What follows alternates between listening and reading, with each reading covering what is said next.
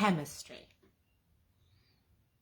I have been working with so many singles in the last year, especially over the last probably 4 or 5 months, right before the holidays of last year. And this is pretty typical, like right before November and December, Thanksgiving, Christmas, there is an influx that comes of people that have been broken up with or have broken up with somebody, and the heartache that goes with that.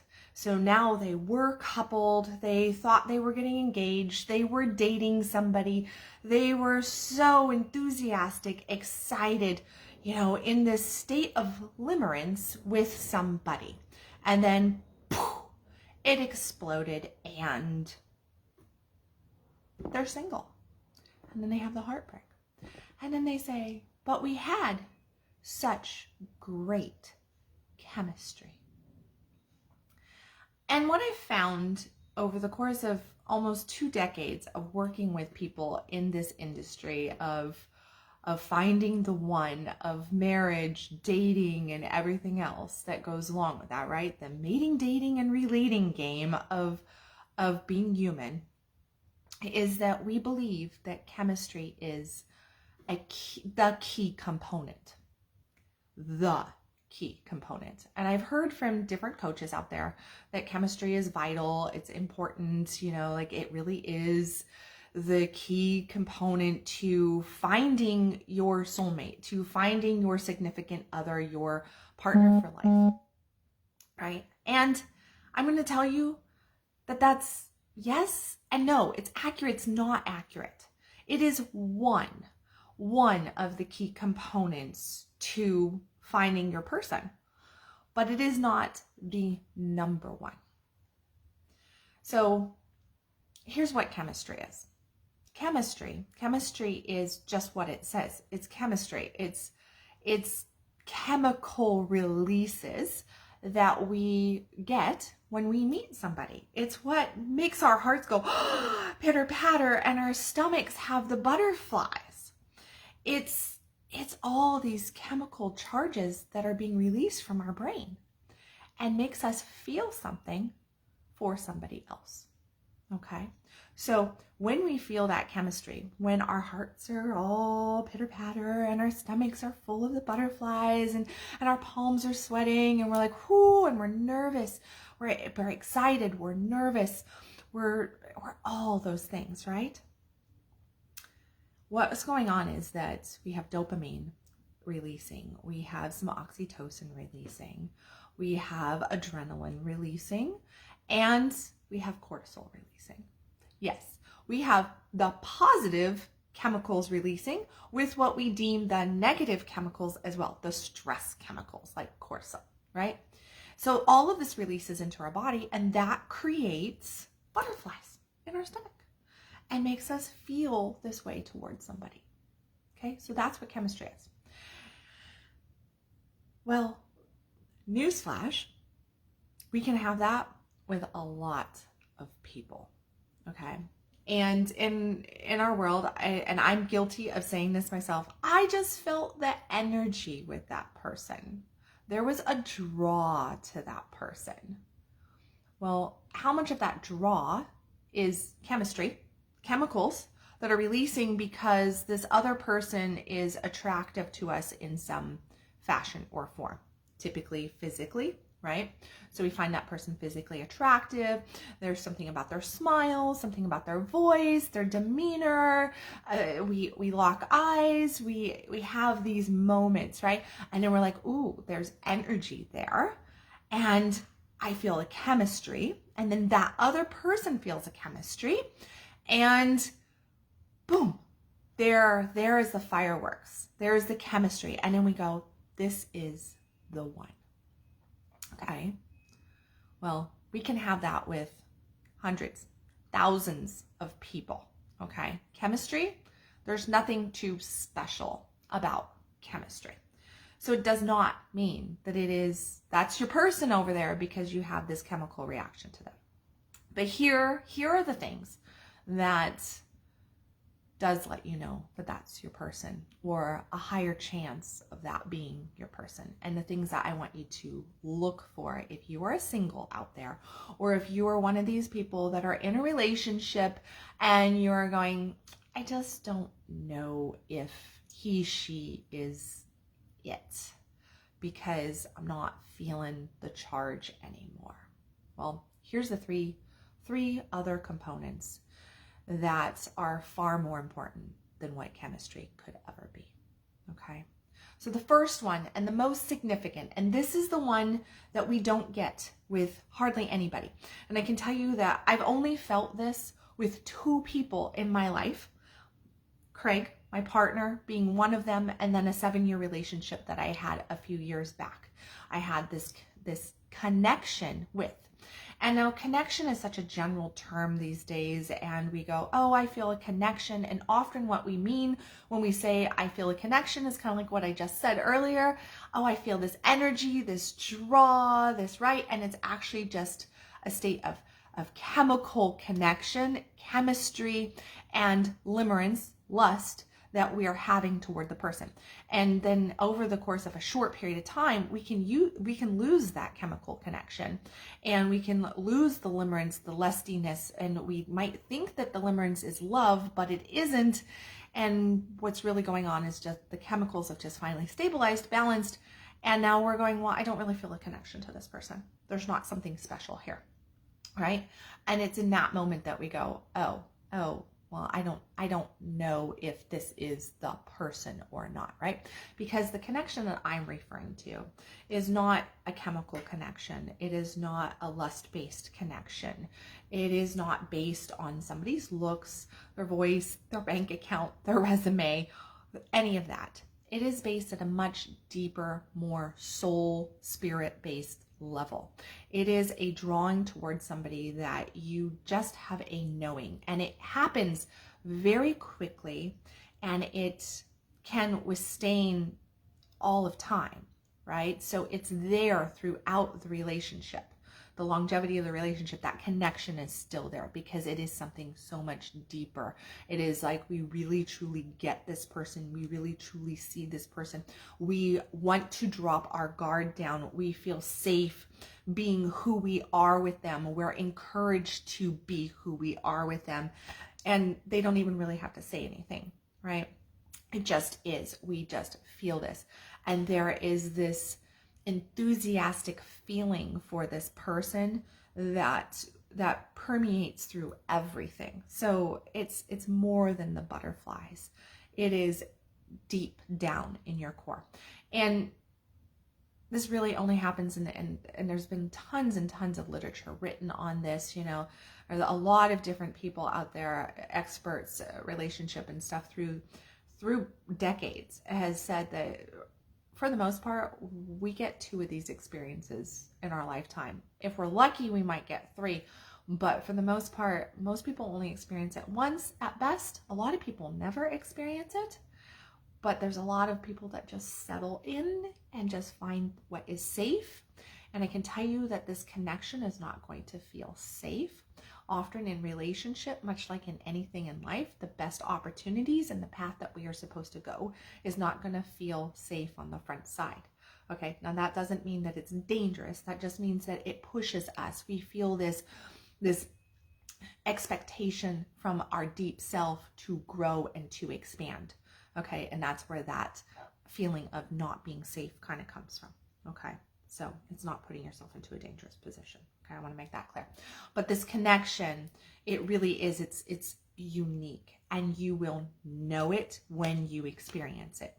It is more than what chemistry could ever give to you, because it is coming from deep down in your core, from your heart, from your soul center, instead of just this, whoo, butterflies and I feel all tingly and all this kind of stuff. It is a knowing. Okay, and I'm going to give you a personal example here. Craig and I, we've known each other for 5-6 years. We've been together for 3, you know, as a couple. And I would say probably about the 18 months before we became a couple to 2 years before we became a couple, we had a moment where I think we both just kind of like opened up and tuned into each other and allowed ourselves to feel this connection, gave ourselves permission. And I remember saying, I was dating somebody else and I was just so certain about Craig and where he was and who he was that I couldn't help myself. My spirit kept having me say, Craig's not going anywhere. Craig loves me. I love him. He's not going anywhere. I felt no guilt about it. I felt no shame about it. It was certainty at my core level. And I just knew. I bet I didn't know what that meant. I hadn't clued into what I was actually saying, what my heart and soul was actually saying, which is, this is your person. Here he is, and he's not going anywhere, right? So there was that moment. And what I want you to realize is that when I speak of connection, there is a knowing, a certainty that goes with it. There's not a questioning, okay? And it's not going to fade where chemistry will fade, okay? So we have that deep soul connection that we only get once, twice, 3 times if we're really lucky and we have a really long life, okay? Like that's that. But in general, it is like if we're lucky and aware enough, we might have this experience twice, okay? Where chemistry, we have chemistry with hundreds of people or more if we want, okay? So there's those 2 things. And then what's the next one? Well, that's compatibility. Okay, compatibility. And this, I think we kind of understand that compatibility is important. If we want longevity and happiness in a relationship, that we want compatibility. And so that's where we join, online dating places like Match and different things. And all the online dating places, for the most part, have these questions that they ask us of us these days, where they'll say, oh, we do these little surveys and questionnaires and games and everything, and it's supposed to reveal to us compatibility to another person.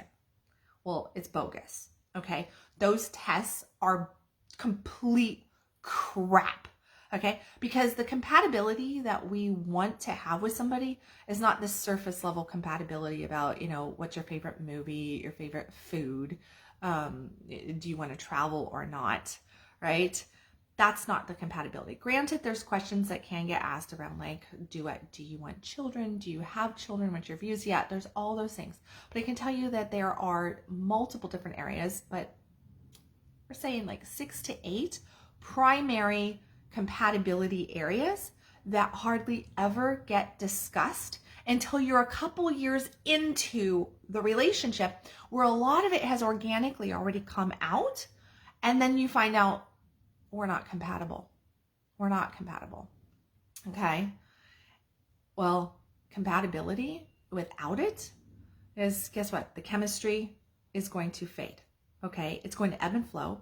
It's going to fade. Our lives are going to change. We are all inevitably going to grow old. We are all going to have different health challenges. There might be financial work challenges. There's going to be different stressors in life that's going to pose different issues into our worlds as individuals and as a couple. And if we do not have these 6 to 8 areas that we need to be strongly compatible in so that we have each other's backs, so that we're not creating problems and an enemy with each other, but seeing that this is outside influence coming in that is causing issues, that if we're not compatible in these areas, then these outside influences are going to make us war against each other instead of holding each other's backs and supporting each other and loving each other and working through things together as a team, because that is what couplehood is. It is a team where 2 people unite and they become stronger because of that. And that means that you have to be compatible in primary areas of your life. Now, if you want to learn about those primary areas of life, please reach out to me. That's what I do. I work with people to figure out exactly what those core areas are for them, what their values are, what their goals are, how they are lining up to match the ideal person that they want, and who that ideal person really potentially could be. And I'm not talking about like knowing their name necessarily, but knowing their characteristics, knowing what kind of person they are and how to draw them into your life. Okay. So if you want to learn more about what those compatibility areas are and those values, please reach out to me. Okay. And then what's the other big C? Because we're calling this the 4 C's of finding your soulmate, right? And one of my dearest friends, she just clicked love on there. And actually, you are the one who kind of inspired this from our talk yesterday. Just listening to you, Crystal. So know that you are my inspiration for these 4 C's of a deep soul connection, chemistry, compatibility, and the next big one there, which is communication. And, people just don't give enough value to this C of communication. But without it, we have nothing. We have absolutely nothing without communication. So it is like yesterday, I was on the phone with a client of mine that I've known for a couple of years. I've worked with his girlfriend off and on. I worked with her years back when she was married. I was there, helped her with that marriage, how to get out of the marriage, the trauma that took place with that marriage, and then through a single time of dating. And now she's with a new partner who she has all this compatibility with, this deep soul connection and this chemistry with. And guess what? We're working with the challenge of communication. And as I was on the phone with him yesterday, and I was just like, you're always going to hear this from me. Communicate, communicate, communicate. Like, you cannot communicate enough with your partner. If you can't tell this person that you are laying in bed with, that you are doing life with, you're raising kids, you're paying bills, you're having sex, you're traveling the world, you're planning for your future, your retirement, you're doing all of these things, and you can't communicate with them about, back to the compatibility pieces, those 6 to 8 pieces. If you can't communicate with them consistently through the course of your relationship about those compatibility pieces, which also relate back to your beliefs and your value structure, your core values, then that's not your person.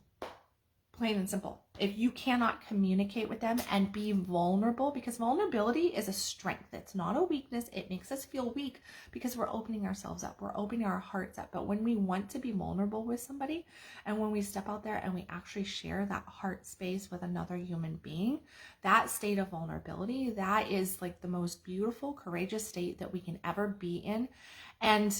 And yeah, we have it in friendships, in sisterhoods, in brotherhoods, sometimes with our parents, with our children, with our actual siblings, and then our close-knit family that isn't blood, right?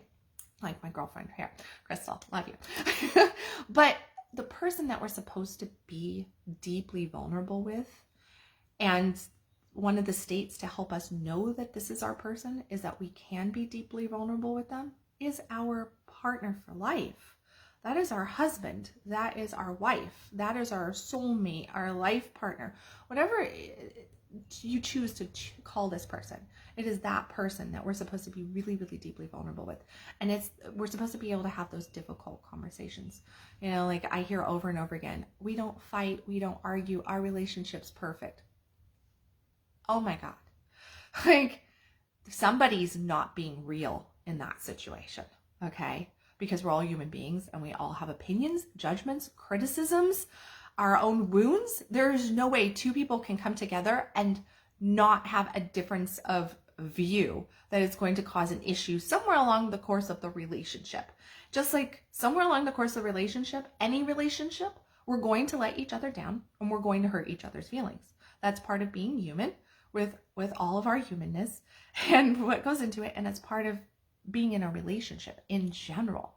But when we are in a relationship with a significant other, with our soulmate, well, everything gets pumped up in those moments, right? Like everything, because we want that person to love us, because we're scared of losing them, because we want to be liked, because we feel so vulnerable often. We also are on the defense with that person. And I can tell you from very, very personal experience, like in the best relationships, there's going to be probably the most triggers that are going to get poked at.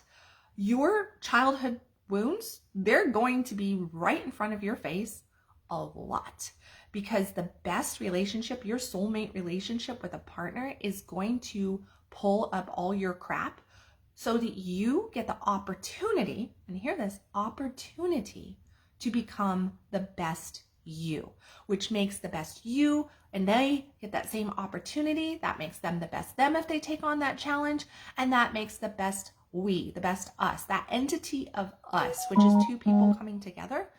That is two people uniting and working through their crap to become the strongest, the most radiant couple that they can become.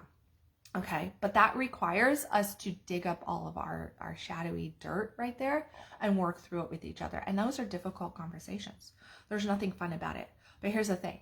It doesn't mean that you're fighting. It doesn't mean that you're pointing blame. It doesn't mean that you are getting horrifically angered, aggressive. If that kind of stuff is going on where we are actually belittling, slamming, being condescending, which is like a death sentence to a relationship, shaming each other, trying to stand in a place of being right, you know, like, I'm right, you're wrong, that mindset that a lot of us get into, well, that right there, that's not a coming together. There's no fighting for us in that. That is, we are warring against each other.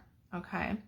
And there's a lot of different things that can make it where like we end up warring against each other. And part of couplehood is knowing that we aren't to war against each other. We are supposed to look at the problems that might be needing to be addressed, but they're outside influences. So it's not one person's a bad guy and the other person's a good guy and trying to prove. It is a coming together to heal, to solve a problem. Okay. And the right person, your soulmate person, that person, there's going to be, even though there's going to be these challenges, so arguments, so we're both being ourselves, being as real as possible, having these difficult conversations, discussing our core values, our beliefs, the things that we need to discuss so we can become more and more compatible. That person, they're going to accept the challenge and they're going to say, no, I want to be a better person for you as well. You want to be a better person for me. I want to be a better person for you. Let's go get this, babe. Let's go make this happen. Let's work together. And you know what that is? That's called harmony.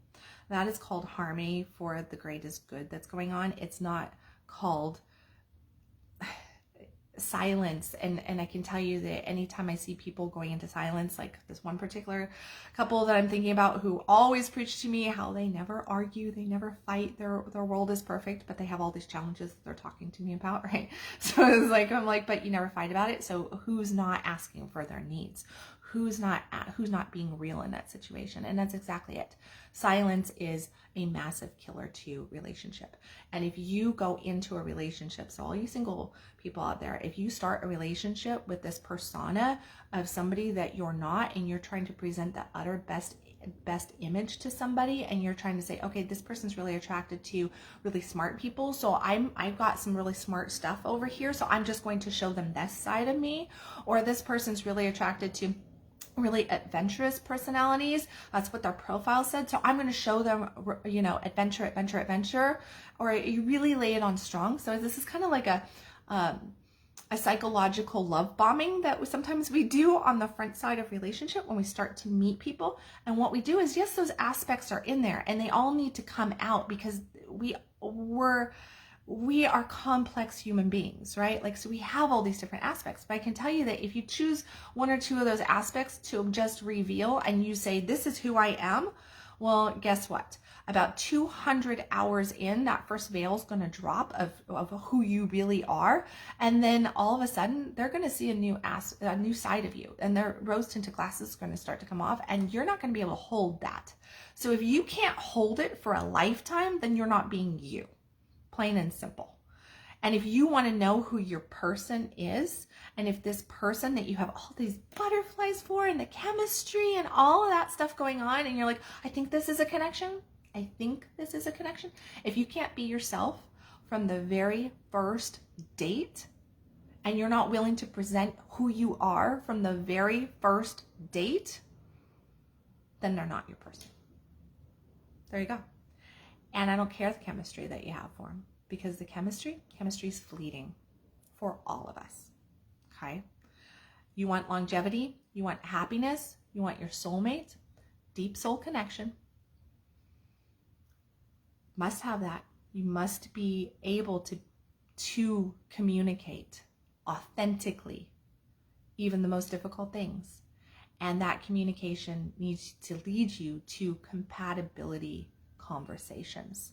And the chemistry absolutely needs to be there, because that's what draws us in. And it's going to ebb and flow throughout time. But if you're just basing it on the butterflies in your stomach and, you know, the warming of your genitals and somebody's looks and bank account and resume and how you're feeling all fluttery in your heart space, I mean, you can have an enjoyable date. Enjoy the date, but don't think that they're the one, because they're probably not.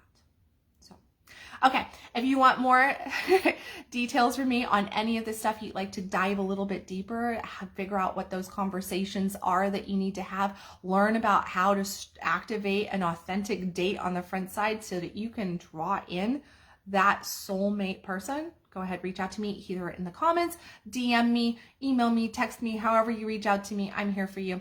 I love you guys. I will catch you in a couple days with another live stream. As always, stop existing, start living. You do deserve a dynamite, radiant, amazing connection with somebody. And if you're already in that connection, well, guess what? You deserve to level it up. You deserve to go deeper. You deserve to be more connected, because our intimate relationship, our significant other, that relationship makes up an easy 30 to 40% of our life. And what I mean by that is that it takes up our emotional space, our mental space, and our actual physical space. And if we're not willing to dedicate time, energy, resources, and growth to it, then we're never going to have what we really truly deserve or desire. All right, guys, I'll catch you another day.